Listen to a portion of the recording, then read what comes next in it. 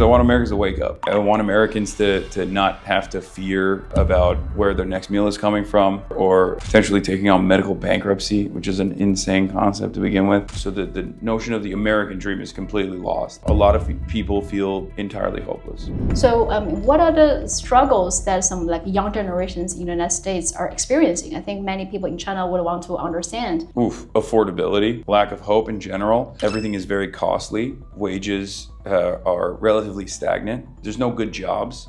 Everything is so expensive. You go to college and you take on $100,000, sometimes $150,000 in student loan debts because college is not free, which is ridiculous. And then you have healthcare on the other side, God forbid. You take on $150,000 in debt to go to college. You can't get a job that is applicable to your degree. So you just take whatever job you can because now you have to pay those student loan debts. And then if you lose that job, you lose your health care. So there are very real fears on that front. And then also housing is incredibly costly in the country. Half of your wages are automatically going to your rent. And people just don't think, especially young people, don't believe that they will ever retire, and certainly not retire at a reasonable age, and they will never be able to own a home. So the notion of the American dream is completely lost. A lot of people feel entirely hopeless. Entirely hopeless? Yes. That's pretty strong. Oh, for sure. I think young people, my generation and younger, if you're under the age of 35, these are the pressures that you feel on a daily basis. And that's the reason why I always try to use China as an alternative, as an example, because I also want high-speed rail in America.